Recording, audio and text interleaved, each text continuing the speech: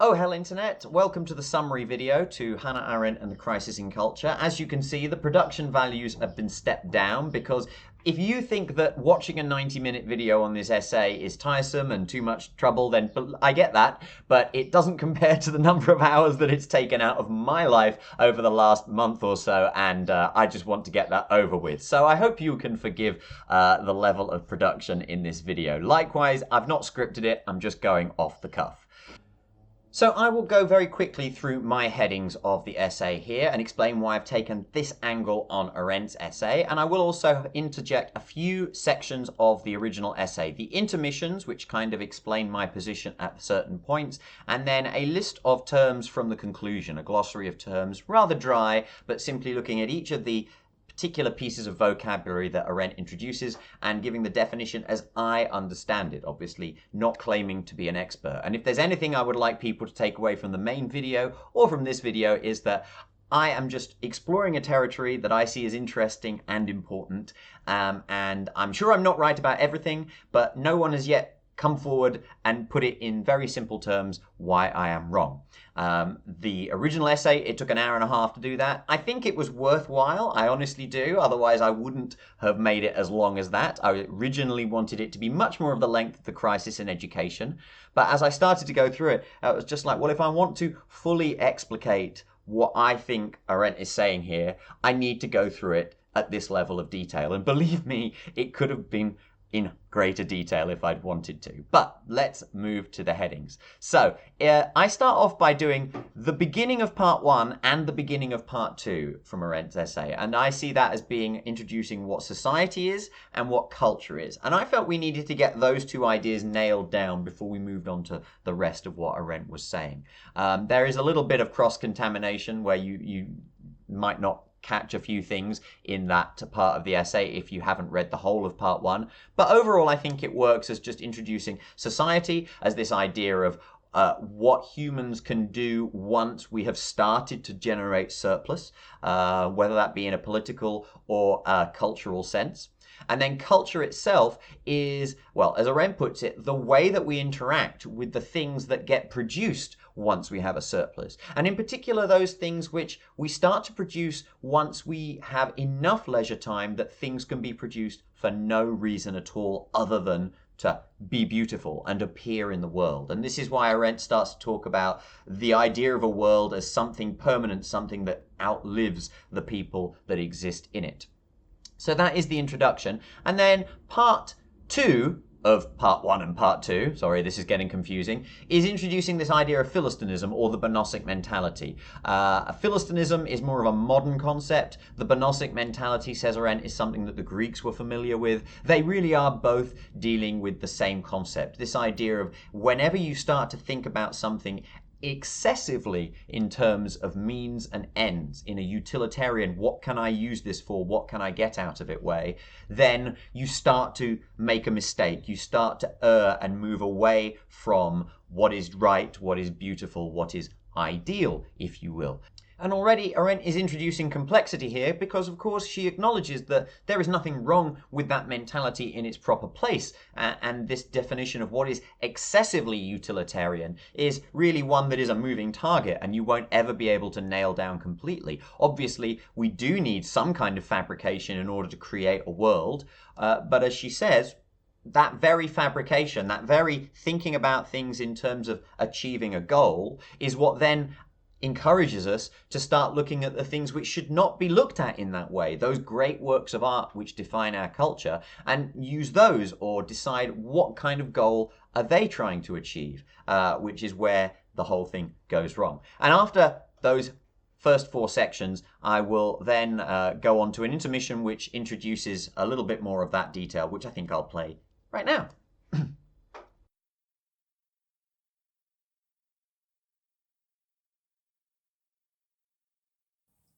Hi, As I said, I can't be the only one who's found this essay difficult to contextualize, and I have chosen an odd path through it for this video. So before we move on to the real meat of the essay, let me just say where I think we are at this point. We've looked at Arendt's definitions of society and culture, and I think she's also identified an axis that leads up through the Vita activa from the reality of Homo laborans via the technical mastery of Homo faber to the refined realm of society, wherein the public space and culture reside, curated by, let's call them Homo cultura, the people of action. The artist represents this journey, and their activities are either pushed or possibly pulled up into the public space. What also happens is that people of work and labour, seeking quite reasonably to reach the sphere of action, start to trade on their knowledge of culture and, seeing it as a means of self-education, employ the techniques of Homo faber to accrue influence. This is the denigration of culture known as Philistinism or the Gnostic mentality. This denigration of culture occurs when the cultural artifacts lose the faculty of arresting our attention and moving us. This faculty is our first allusion to what I have called that which ties back, the idea that something links culture back to its naturalistic namesake without the violating intermediary of fabrication. I feel like I see more action in the realms of work and labour than Arendt has presented here. Surely all people experience a public space, even if it is not the public space, and so all people get to disclose their authentic selves. This muddies the waters of the theory somewhat, but, as I said above, Arendt also expands on all of this in The Human Condition. That said, in Between Past and Future, I think Arendt does occasionally demonstrate a Platonic elitist streak. The idea that those who succeed but are outside society may be violating cultural objects by daring to do anything so base as educate themselves. Honestly, it seems almost caste-like in its mentality, but I am from a different time. And this is not Arendt's final word on these issues. No doubt she had her biases, and I do not know against whom these might have been. Her language is often quite condemning, but always against types of behaviour and never groups of people. If we were to dig into her extremely interesting life, then we should no doubt find greater context for all of this, but we will not be doing that here. So from there we move into the meat of the essay. First of all, the coming of the masses. What really happened when we changed from a previous age of society into the mass society that technology has given us today? And this, I think we can say, is post-World War II. Obviously, and I sort of allude to it in the main video, it's possible that there were some mass traits going on before that, but the way Arendt describes it and the way I understand it, it's really, we're talking post-war, that mass society and mass culture has become a thing. And of course, as I say in one of the later intermissions, Arendt never lived to see the first work of mass culture as such, which I would say maybe counts as Star Wars in 1979, something that not only existed as a phenomenon in its time, but has gone on to and will go on to exist beyond that. Although, of course, there are various commodified and cynical reasons relating back to the Gnostic mentality why that might be the case. So I don't want to make it out to be too great a cultural artifact. But in some ways, I do think that something like Star Wars and the many franchises that have sort of been formed since then do in some way transcend the model that Arendt is describing. After the mass transition, we start to talk about, well, how do we go from these cultural artifacts that Arendt has talked about to the realm of the political? Why is there a connection between culture and the political? And it's this idea of permanence, this idea of existing in a higher realm, the public space, which, although Arendt cast it as not being reality, nonetheless, the things which exist there are supposed to be things which are of a higher level than the simple day-to-day life of Homo laborans or Homo faber, the basic stuff of getting a world sort of manufactured and allowing it to continue. Up in the realm of society and the public space, everything is supposed to be far more permanent, much more like the Platonic ideal. And I do think that Arendt is trying to sort of create that kind of model. Whether or not she's successful, I'll leave for you to judge. But that's why art and the political eventually come together because they both exist in this public realm. Note that these are the artworks we're talking about, not the artists themselves or the process of production, which is still very much a fabricating process. After going through that section, I come to another intermission where I explain my schematic that I've been using of the Vita activa throughout the whole essay so far. And I explain what I'm thinking about when I lay things out in that way. Again, very much for people to judge, and if they think I've laid the Vita activa out in an incorrect fashion, then please let me know, of course. But I'll play that intermission now.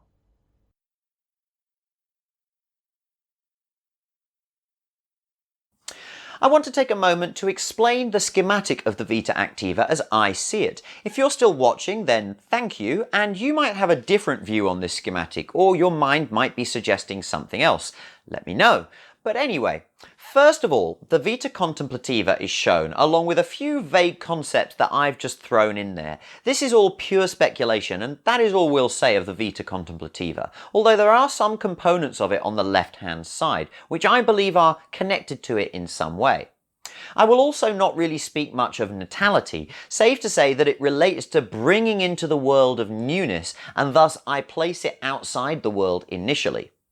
As we said, the Vita activa is divided by Arendt into labour, sustaining a life, work, developing a world, and action, diversifying a polis. The inhabitants of the first two realms are Homo laborans and Homo faber. I don't know if Homo cultura is a good Latin, but this is the term I will put in for the realm of action. I have seen the term Homo politicus used, but this would seem to exclude the artistic aspect of culture.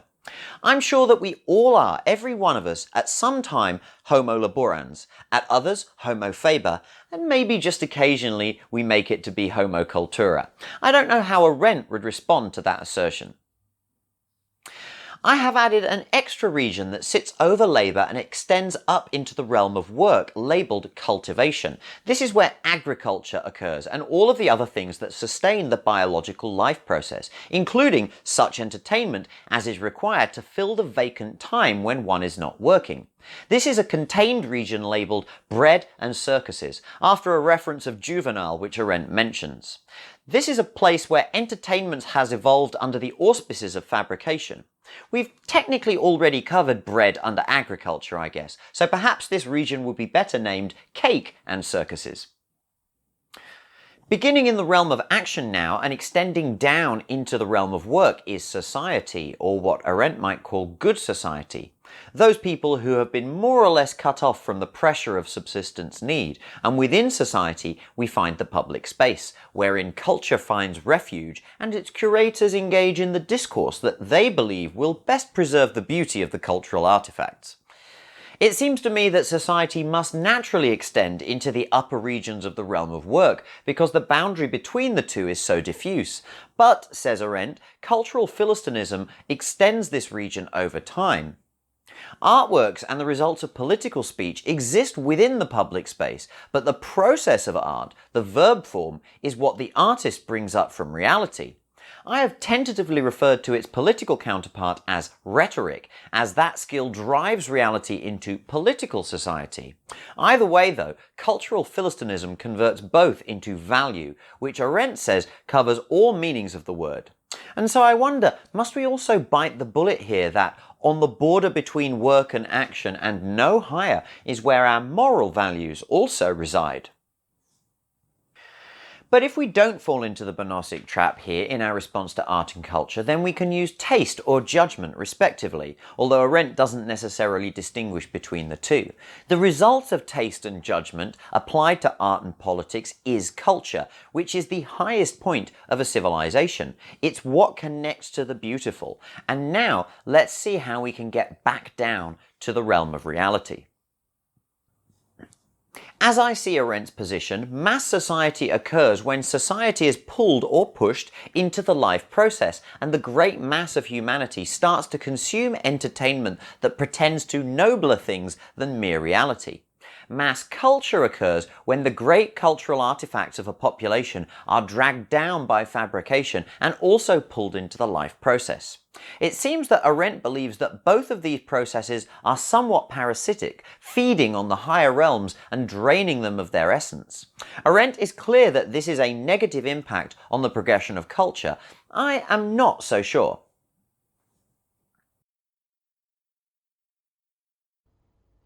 Finally, we come to a bit of an ideological leap, I think, at the end of the essay. Arendt is going to take this idea of art informing the political and transition it into a model of humanism, a definition of Cicero's cultura animi.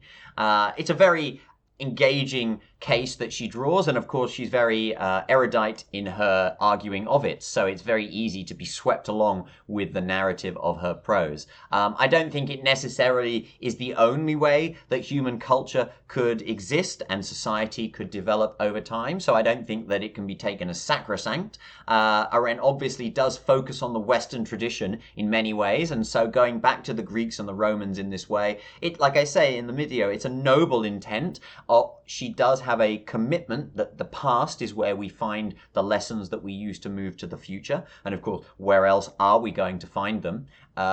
Even scientific method, which is what we basically use to develop new theories now, well, that itself comes from the past and has been developed and has changed over time. But all of those changes and developments have happened in the past. So like I say, although humanity is skydiving into the future, which is part of my conclusion, we are still using the equipment. Our equipment for skydiving, if you will, is derived from the past. And we shouldn't forget that. And Arendt is keen for us not to forget that. I would say perhaps straying over the line into a little bit of dogmatism, but then from where she was in time and some of the things that she'd experienced, that's not necessarily entirely surprising.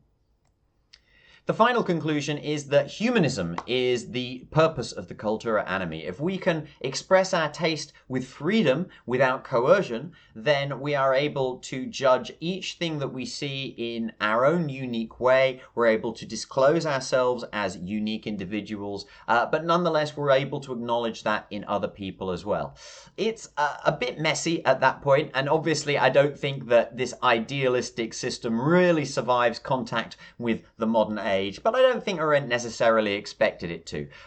Reading a little bit more about her later work, The Human Condition, and the way that disclosure works, the idea that it's irreversible. Once you've disclosed yourself, there is nothing you can do to change that, and you don't necessarily have control over the narrative that is taken from that. And then she leads on to the idea of forgiveness, and that this is a very important part of the political process, and something that the Gnostic mentality that has invaded the public space does not allow for. And just slipping into the culture wars a little bit here, this I think is where the idea of cancel culture, just to slip to modernity for a moment, this is in a way where cancel culture comes from, I think.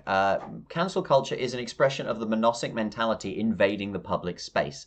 When you listen to someone's political speech, if you assume that there is a goal or an action implied by what they are doing, they are working with an end in mind, then it's much easier for you to essentialize their speech and essentialize them into representing an ideology. And if you happen to disagree with that ideology, then that can immediately be interpreted in your head as a threat, and a threat which needs to be reacted to in a defensive way. And in the political space, defensiveness is simply shutting down that speech, either not listening to it yourself or encouraging or enforcing that other people are unable to listen to it. So this is one way that I see that, the crisis in culture is quite an important essay to look at as we are finding our feet in the modern age, especially considering some of the cultural issues that we are facing. After the third intermission, I talk about my own bias as a secular Taoist, which is not a label that I particularly enjoy to self-apply, but that is, when you get right down to it, what my metaphysical ideas consist of. And I've tried to sort of make them line up with the crisis in culture as I see it. A lot of this, of course, will be speculation on my part. It's quite allegorical in that I'm essentially expounding my own personal mythology. And the one thing I would like to say about it here, if you want to go and watch that section, you can, is that for me, the ultimate duality in the Vita activa is expressed between the realm of work, of homo faber, and that which ties back. The realm of work is where control is given its maximum exposition in the Vita activa. That is where humankind imposes its patterns on reality in order to create something that might outlast them, in order to create a world. So we start in Homo laborans territory, the realm of labor, where we just need to feed ourselves to live. And then we move up into this realm of work, this Homo faber realm where manufacturing is done and humanity expresses its control on the world. But many of the things in that realm, including the people, try to transcend it up into the realm of action, where true action, political speech happens, and where artworks are also found. And those artworks link up to the very apex of a culture, which is that which is acknowledged to be beautiful. And how we do that, what we do to find out what is beautiful, that is not really nailed down. Obviously, Arendt goes into talking about Kant and his critique of judgment and how we can achieve this enlarged mentality which allows judgment to be in some way objective, but it's all, a little bit speculative, and it relies ultimately on agreement over what Arendtian common sense consists of. And this is something which we can agree in principle might exist, but actually getting to it in practice is something very different. Either way, though, the beautiful connects to that which ties back. And that which ties back, the Latin word is religare, is basically whatever religion a person has. This is, like I say, it's what every religion and every personal credo has been trying to do since the beginning of culture. It has tried to take this higher realm of action, of political space, and somehow link it back to the lowest realm of reality, the realm of labor, without having to go through this realm of control. And that's why it's often related to this idea of surrendering, giving yourself over to something, explicitly in the case of Islam. But no, all religions take this idea that, well, ultimately you just have to surrender to the will of God. It's something that happens passively. And that is the dichotomy between surrender and control in the Vita activa as I see it. So I'm going to move to the conclusion. I'm going to play the whole conclusion of the essay now, which starts off with a glossary of terms that Arendt introduces and my personal definitions for them, as well as the final remarks that I put on the essay. And then after that, we will look at somebody else's perspective. What does it all mean? That is me asking, by the way. I don't have an answer for you, I'm sorry. But after this thrilling adventure through the crisis in culture, and I do say that without irony, what have I to report? Well, I think the best thing I can do, and this will probably serve as the summary to this video as well, is to start with a glossary of terms. If you followed Arendt's arguments in The Crisis in Culture, you probably have a network in your head comprised of these terms, which may or may not match the definitions I give below. Of course, it goes without saying that one-line definitions lack nuance, and if you think I've grievously misunderstood Arendt, then you should let me know. Anyway, in a roughly helpful order. Good society, the section of a population which is able to devote the bulk of its time to the appreciation of cultural artifacts and engaging in the public space. Mass society occurs when society has expanded to all strata of the population, leaving no external space of escape and rejuvenation. The public space. Although everyone in good society is separated from the life process, they are not all involved in taking action and taking responsibility for the political state of the world. Those that do are taking their actions in the public space. The life process. This is an abstracted version of the biological need of life to pursue its goals of subsistence, reproduction, and, says Arendt, the filling of vacant time. This occurs on whatever scale we wish to discuss, from the single cell to the entire biosphere or beyond. The life process technically does not use fabrication, but it seems as though a competitive model of life, such as a Darwinian one, would imply the development of an arms race. The world. The human world is an aggregate of all of humankind's fabrications. It gains in durability as it is further and further removed from the life process, until it is possible for artifacts to be created that have no function at all but to express the world's nature. Art. The objects that express the world's nature, they are inherently beautiful because of how they reflect the world in a natural way. These are the least useful and most worldly of things humans create, and they are the things that we call art.